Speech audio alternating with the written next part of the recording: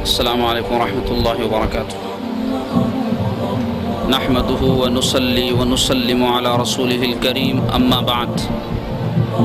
فاعوذ بالله من الشيطان الرجيم بسم الله الرحمن الرحيم لقد كان لكم في رسول الله أسوة حسنة صدق الله العظيم قال الله تعالى في آية الأخرى إن الله وملائكته يصلون على النبي يا أيها الذين آمنوا صلوا عليه وسلموا تسليما اللهم صل على سيدنا شفيعنا حبيبنا ونبينا ومولانا محمد وعلى آله وأصحابه سيدنا ومولانا محمد وبارك وسلم۔ آپ کونین کے سردار دل و جان ہیں آپ کونین کے سردار دل و جان ہیں آپ دل و جاں آپ پہ قربان میرا ایمان ہے آپ دل و جاں آپ پہ قربان میرا ایمان ہے آپ وہ جو وابستہ سرکار ہیں کیا غم ان کو وہ جو وابستہ سرکار ہیں کیا غم ان کو شافع حشر ہیں امت کے نگہبان ہیں آپ شافع حشر ہیں امت کے نگہبان ہیں آپ۔ یوسف کا حسن مصر کے بازار کے لیے یوسف کا حسن مصر کے بازار کے لیے قوسین کا مقام ہے سرکار کے لیے۔ کچھ انگلیاں کٹی وہاں یوسف کو دیکھ کر کچھ انگلیاں کٹی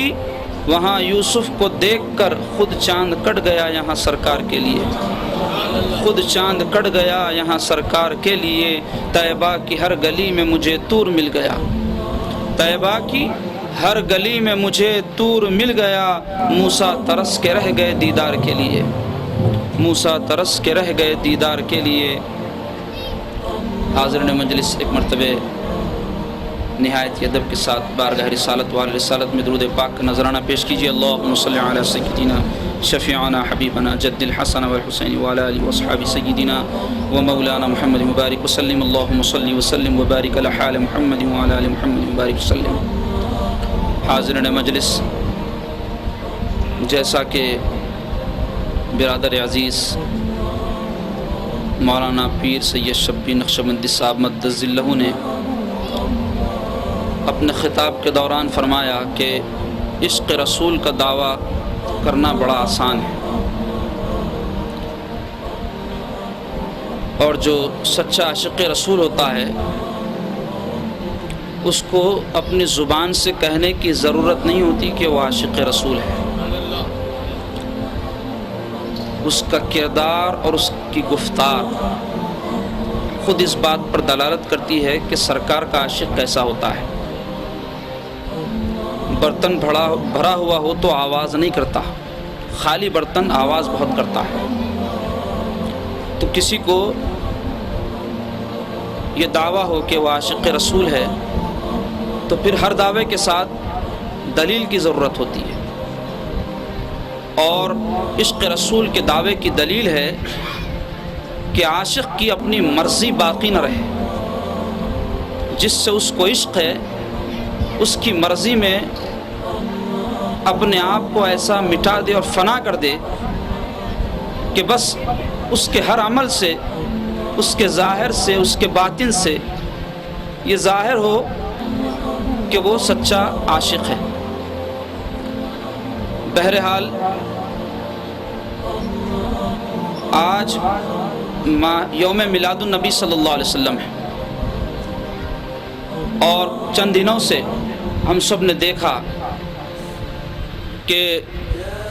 سرزمین حیدرآباد کے مسلمان اپنے آقا علیہ الصلوۃ والسلام کی آمد و میلاد پاک کی خوشی کا مختلف انداز سے اظہار کر رہے ہیں۔ سڑکوں کو، گلیوں کوچوں کو، گھروں کو، خانقاہوں کو سجایا جا رہا ہے، ہر گلی بقائے نور بنی ہوئی ہے، جلوس، جلسے اور بہت سارے ایسے امور انجام دیے جا رہے ہیں جو نبی پاک علیہ الصلوۃ والسلام سے اپنی عقیدت اور چاہت کو ظاہر کرنے والے ہیں۔ لیکن دوستو، میں جو بات آپ سے کہنا چاہتا ہوں وہ یہ ہے کہ کیا صرف یوم میلاد النبی صلی اللہ علیہ وسلم کے تئیں ہماری یہی ذمہ داریاں ہیں؟ ہم گلی کوچوں کو تو ظاہری روشنی سے منور کر رہے ہیں، لیکن جو حقیقی روشنی ہے نبی پاک علیہ الصلوۃ والسلام کی محبت کی، اس سے دلوں کو روشن کرنے کی ضرورت ہے۔ جب وہ روشنی دلوں میں ہو جاتی ہے تو پھر آنکھ ایسی منور ہوتی ہے، وہی دیکھتی ہے جو مصطفیٰ نے دیکھنے کا حکم دیا ہے، کان وہی سنتے ہیں جس کے سننے کا مصطفیٰ نے حکم دیا، زبان وہی کہتی ہے جس طرح کا کلام کرنے کا آقا علیہ الصلوۃ والسلام نے حکم دیا ہے، پیر اسی سمت چلتے ہیں جدھر جانے کا مصطفیٰ نے حکم دیا ہے، ہاتھ اسی طرف اٹھتے ہیں جس طرف اٹھنے کا آقا علیہ الصلوۃ والسلام نے حکم دیا ہے۔ انسان کا سارا وجود محمد عربی صلی اللہ علیہ وسلم کی اتباع اور آپ کی سنت کے سانچے میں ڈھل جاتا ہے۔ ضرورت ہے اس نور کی جو ہمارے دلوں میں پیدا ہو۔ یہ بات بھی میں آپ کے سامنے ضرور کہنا چاہوں گا کہ اظہار چاہت و محبت کے یہ طریقے بھی ہیں، لیکن صرف یہی طریقے نہیں ہیں جیسا کہ ہم نے سمجھ رکھا ہے، اور ان طریقوں کے اظہار میں بعض چیزیں ایسے بھی دیکھنے میں آئی ہے جو افراد کی حد تک پہنچ چکی ہے۔ میں نے دیکھا کہ میلاد پاک کے جشن کے نام پر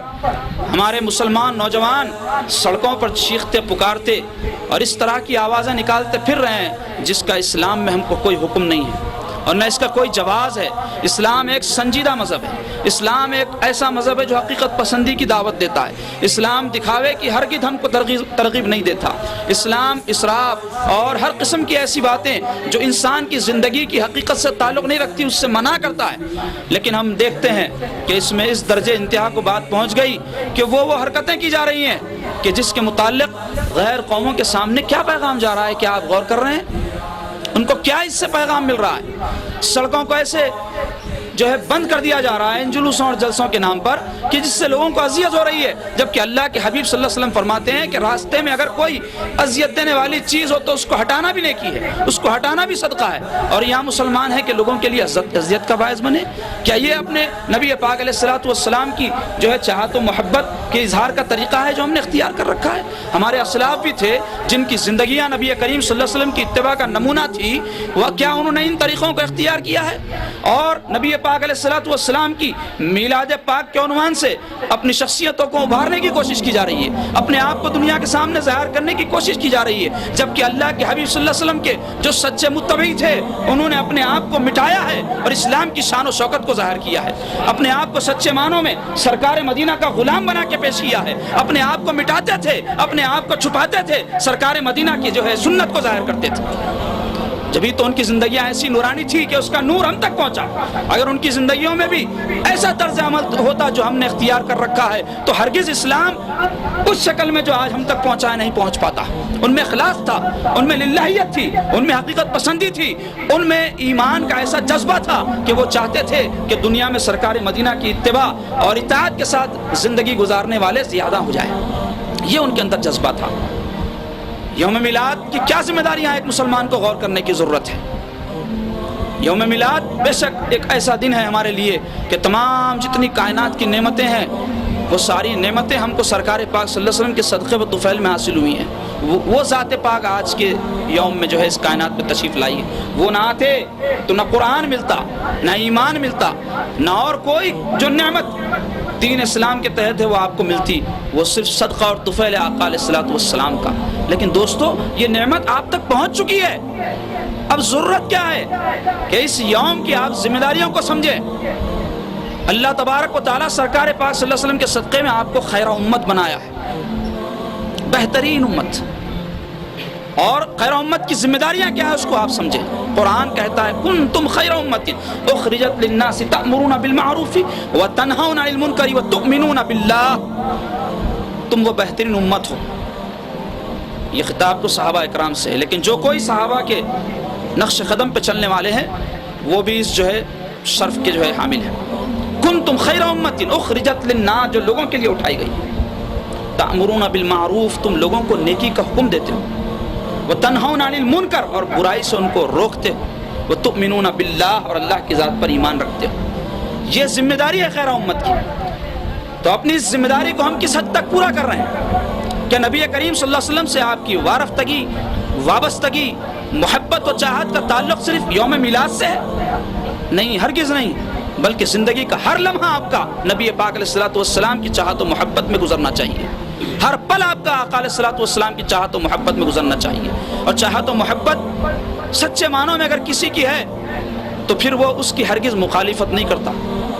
اس کے حکم کے خلاف نہیں جاتا۔ جس سے محبت ہوتی ہے اس کی اتباع میں اپنے آپ کو مٹا دیتا ہے۔ آج ضرورت یہ ہے کہ ہم اپنے کردار کے ذریعے ایک ایسا پیغام دنیا کو دیں کہ دنیا جان لے کہ غلام کا یہ عالم ہے تو آقا کا عالم کیا ہوگا۔ یہ پیغام دینے کی ضرورت ہے۔ سیرت پاک کو تقریر کے ذریعے ظاہر کیا جا سکتا ہے، جیسے میں کر رہا ہوں، تحریر کے ذریعے ظاہر کیا جا سکتا ہے، دنیا کے سامنے رکھا جا سکتا ہے جیسے دنیا میں ہوتا آیا ہے، لیکن سب سے بہترین ذریعہ سیرت پاک کو دنیا کے سامنے رکھنے کا ہے کہ آپ نبی پاک علیہ الصلوۃ والسلام کی سنت کے سانچے میں اپنے آپ کو ڈھال لیں۔ آپ کا کردار، آپ کی گفتار نبی کریم صلی اللہ علیہ وسلم کی اتباع کے سانچے میں ڈل جائے۔ ذرا غور کرو کہ وہ کیسے خلق عظیم کے مالک تھے میرے آقا، جنہوں نے دنیا کو کیسا عظیم درس دیا اپنے کردار کے ذریعے۔ نبی پاک علیہ الصلوۃ والسلام کے اعلان نبوت سے پہلے آپ کی قوم آپ کو صادق و امین کہتی تھی۔ اے مومنو، کیا ہماری زندگی میں یہ وصف موجود ہے کہ ہم کو صادق و امین کو کہتا ہے؟ نہیں۔ اگر آپ غور کریں تو پتہ چلے گا کہ ہمارے جو ہے اکابرین پر تک لوگوں کا اعتماد ختم ہو گیا۔ ہر ایک پر نہیں، الحمدللہ ہیں اللہ کے بندے، لیکن دیکھنے میں یہ آتا ہے کہ لوگ ان کے متعلق بھی بیسیوں باتیں کرتے ہیں، تو عوام کا تو کہنا ہی کیا۔ نبی کریم صلی اللہ علیہ وسلم نے جود و سخا کا وہ جو ہے دنیا میں ایک نظارہ پیش فرمایا کہ آپ جب نوازنے پہ آتے تھے تو پھر ایسا نوازتے تھے کہ اس کو کہیں اور جانے کی ضرورت باقی نہیں رہتی۔ ایک بزرگ کے سامنے کسی نے حاتم طائی کی سخاوت کا ذکر کرتے ہوئے کہا کہ حاتم طائی ایسا سخی تھا کہ اس کے محل میں کئی دروازے تھے، کوئی شخص کسی دروازے سے آ کر اگر وہاں سے کچھ لیتا، پھر چاہتا کہ اس کو کچھ اور چاہیے تو دوسرے دروازے سے بھی آ جاتا محل کے اور اس سے بھی لے لیتا، تیسرے سے، چوتھے سے، جس دروازے سے چاہا آتا جاتا اور وہ لیتا جاتا، لیکن اس کو کوئی منع نہیں کرتا۔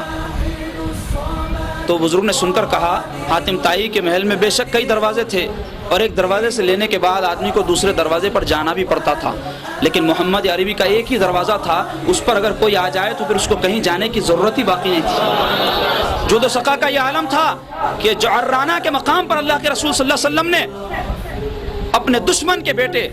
سفیان کو جب عطا فرمایا تو ایسا عطا فرمایا کہ دو پہاڑیوں کے بیچ کی ساری کھلی زمین حضور صلی اللہ علیہ وسلم کی عطا کے جانوروں سے بھر گئی۔ تو وہ جب اپنے قبیلے میں لوٹے تو ایک دشمن کہتا ہے کہ لوگوں، محمد